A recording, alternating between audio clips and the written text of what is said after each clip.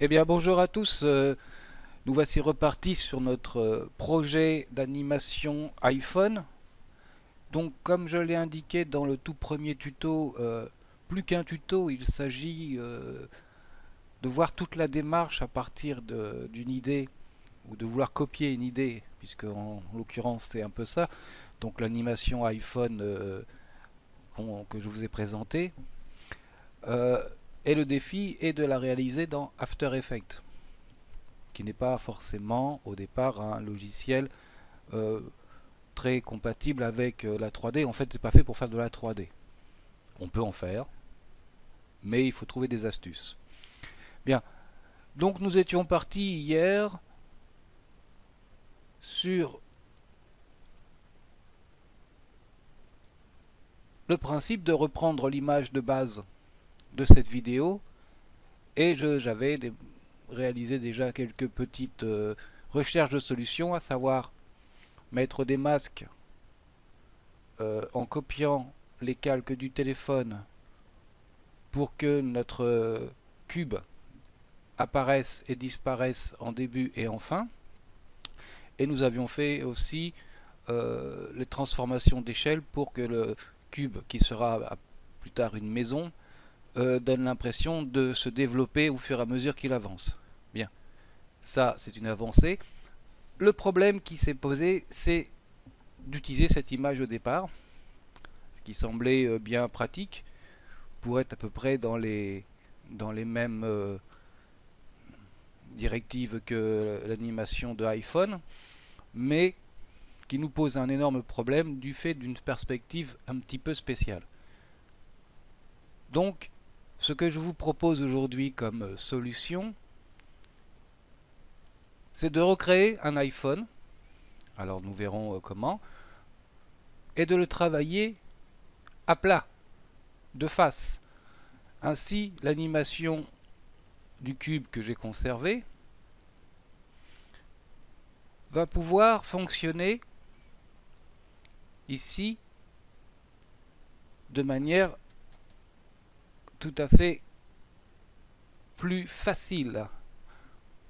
Alors, il était à plat, il ne l'est plus parce que j'ai mis une caméra, je peux la supprimer et voilà, j'ai fait mon animation de mon cube. J'ai mis un petit cadenas, c'est pour ça qu'il ne veut pas. En aplat complet, ce qui me permet de pouvoir travailler de façon beaucoup plus aisée. Ensuite, comme ce sont des calques 3D, je vais chercher dans le calque créer une caméra 35 mm, ok, et je vais jouer avec l'outil Orbit Camera pour donner une perspective à mon téléphone et à mon animation. Ensuite, j'ai recréé donc dans Final, où j'ai d'ailleurs oublié le A de Final, j'ai réimporté cette composition et là cette fois-ci je l'ai mise en 3D également et je l'ai tournée un petit peu pour avoir la perspective qui correspondait un petit peu à la vidéo.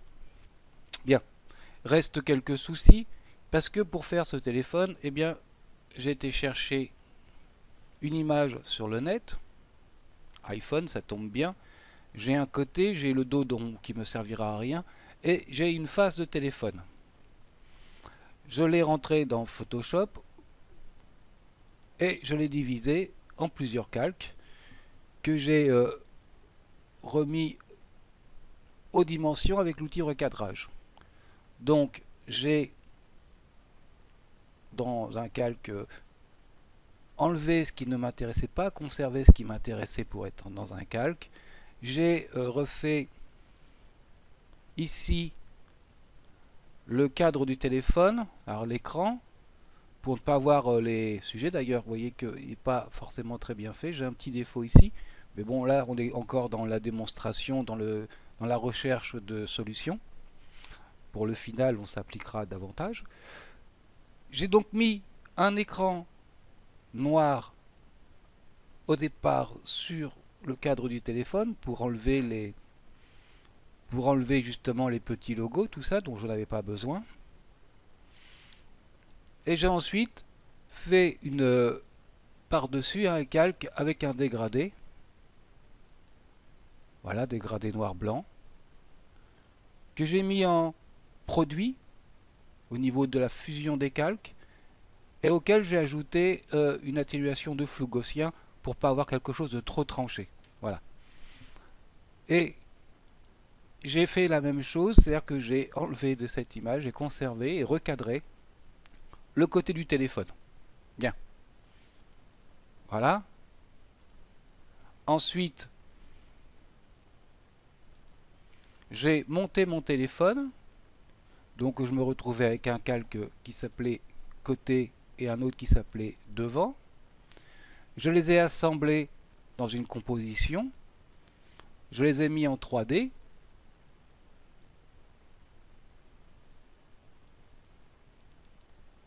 Voilà, c'est-à-dire que j'ai plié ici le côté avec l'outil de rotation.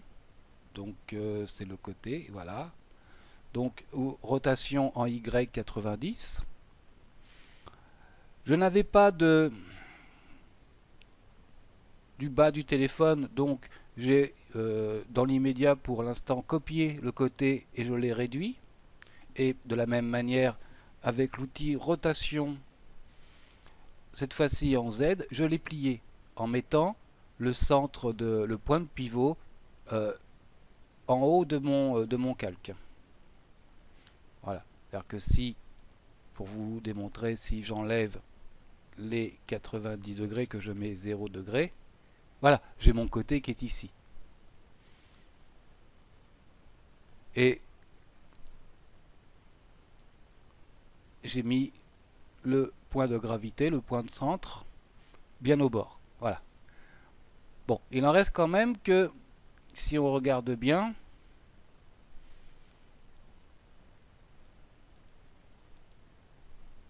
que je retrouve ma composition, j'ai un défaut. Bah là, j'ai carrément même un défaut puisque j'ai pas remis les 90 degrés de la rotation. Voilà. Donc j'ai un défaut. Donc j'ai masqué un petit peu. J'ai un défaut dans les coins qu'il faudra retravailler. Bien. Par contre,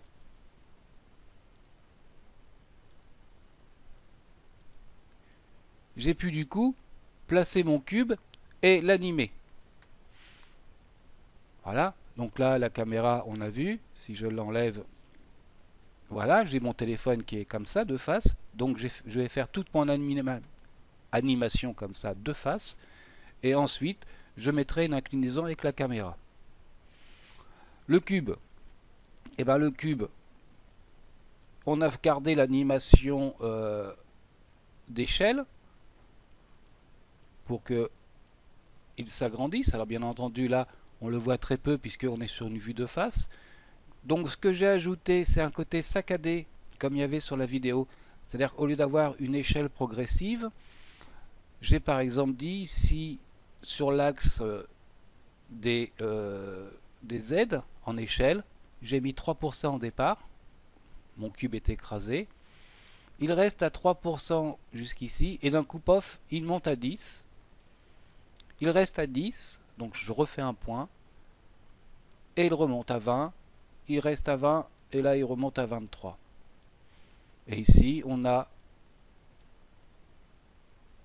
notre animation de déplacement sur la position. Voilà.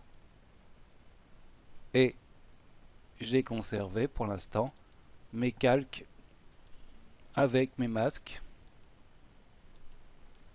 pour qu'on ne voit pas, pour faire disparaître le cube une fois qu'il a fini sa course sur l'écran.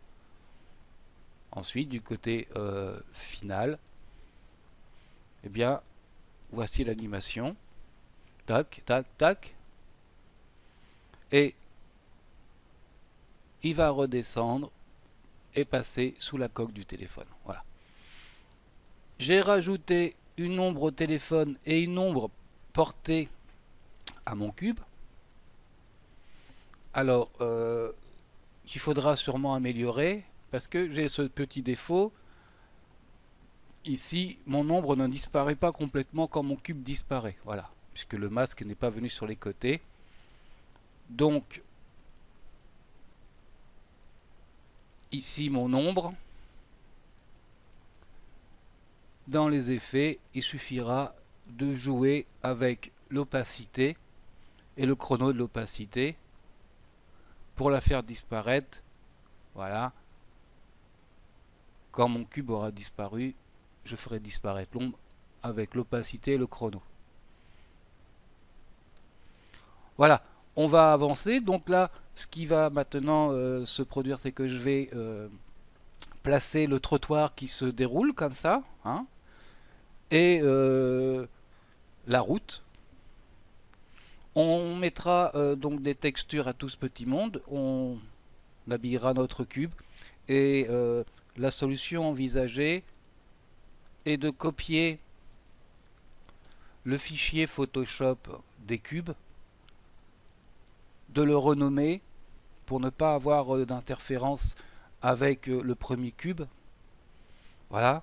Et ainsi jouer avec les échelles et les formes pour avoir, ici c'est un carré parfait, on pourra avoir un rectangle allongé, un rectangle dans la longueur, et tout ce genre de choses.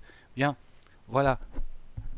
Je vous tiens au courant dès que ça avance. Et n'hésitez pas à participer, à donner votre avis ou à proposer d'autres solutions éventuelles, puisque le but de cette série de vidéos, c'est de travailler ensemble et de proposer toutes sortes d'idées et de solutions. Je vous dis à bientôt, salut, bon courage.